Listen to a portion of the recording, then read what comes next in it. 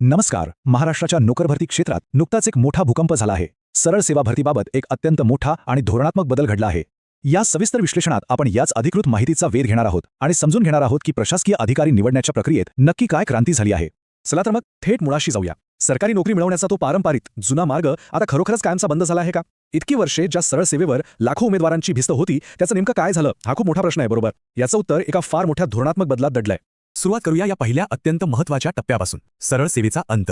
आता इथला फरक अगदी स्पष्ट आहे. जुन्या पद्धतीचा विचार केला तर विविध विभागांच्या परीक्षा TCS आणि IBPS सारख्या खासगी कंपन्यांमार्फत वेगवेगळ्या घेतल्या जायच्या. पण आता 4 मे 2026च्या सरकारी निर्णयाने म्हणजे GRने सगळं चित्र पालटलंय.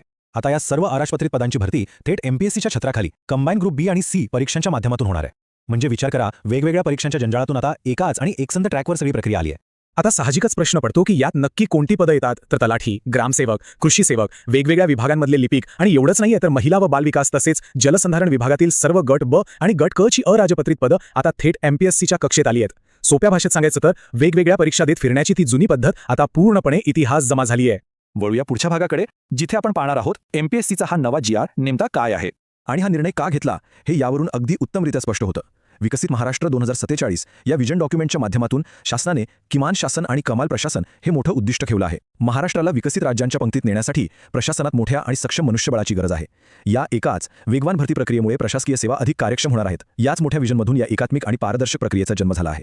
प्रक्रियेचा वेग खरोखरच थक्क करणार आहे. 4 मे 2026ला हा अधिकृत GR प्रसिद्ध झाला आणि अवघ्या 4 दिवसात म्हणजेच 8 मे पर्यंत सर्व विभागीय आयुक्तांना त्यांच्याकडील रिक्त पदांचा डेटा पाठवण्याचे स्पष्ट आदेश दिले गेले. यावरून एक गोष्ट अगदी स्पष्ट होते की 2026 आणि 2027 या 2 वर्षात एक प्रचंड मोठी मेगा भरती मोहीम राबवली जाणार आहे. प्रशासकीय यंत्रणा किती युद्ध पातळीवर काम करत आहे हे यावरूनच दिसून येतं.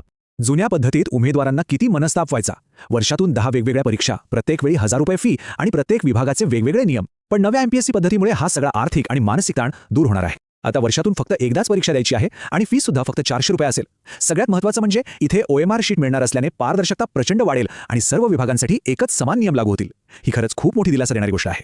आता पाहूया या प्रक्रियेतील नियमांमधले काही अत्यंत मोठे आणि क्रांतिकारी बदल.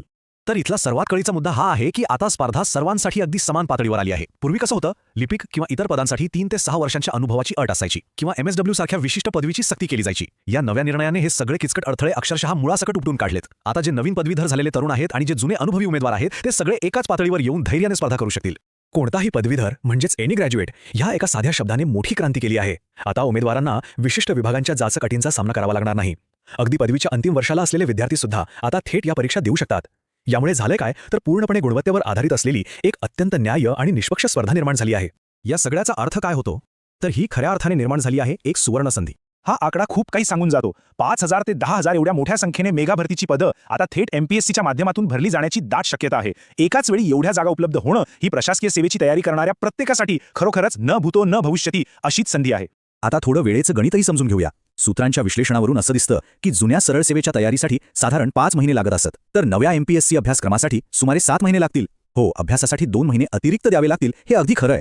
पण जरा विचार करा, त्यातून मिळणारे यश, ती पारदर्शकता आणि एकाच प्रयत्नात अनेक विभागांचे दरवाजे उघडण्याची मिळणारी संधी ही त्या 2 महिन्यांच्या अतिरिक्त कष्टांपेक्षा कितीतरी पटीने मोठी आहे. आता वळूया अत्यंत महत्त्वाच्या टप्प्याकडे. या बदललेल्या व्यवस्थेत यशाची रणनीती काय असावी? मूळ स्रोतांमध्ये तज्ज्ञांनी एक अतिशय स्पष्ट आणि अचूक रणनीती सुचवली आहे. पहिली गोष्ट, ती जुनी रट्टा मारण्याची पद्धत पूर्णपणे थांबवा आणि नवीन MPSC कंबाईन ग्रुप B आणि C चा अभ्यासक्रम हाती घ्या. दुसरं, मागील 10 वर्षांचे PYQs म्हणजे जुन्या प्रश्नपत्रिका सखोल अभ्यासा, जेणेकरून आयोगाचा दृष्टिकोन नेमका काय आहे ते समजेल. आणि तिसरं, सरळ सेवेची ती जुनी छोटी पुस्तकं बाजूला ठेवा आणि केवळ 9 दर्जेदार पुस्तकांची यादी बनवून सखोल संकल्पनात्मक अभ्यासावर भर द्या. जे उमेदवार या नवीन प्रणालीनुसार आपल्या अभ्यासाची दिशा ठरवू पाहत आहेत आणि तज्ज्ञांच्या मार्गदर्शनाची मदत घेऊ इच्छितात, त्यांच्यासाठी मूळ माहिती स्रोतामध्ये हा एक समर्पित संपर्क क्रमांक उपलब्ध करून देण्यात आला आहे. या माध्यमातून योग्य अभ्यासक्रम आणि योग्य पुस्तकांची यादी मिळवणं नक्कीच सोयीचं ठरू शकेल. या नव्या बदलामुळे अजिबात घाबरून जाण्याचं कारण नाहीये, कारण उमेदवारांना भक्कम आधार देण्यासाठी विविध समर्थन प्रणाली आता उभ्या राहत आहेत.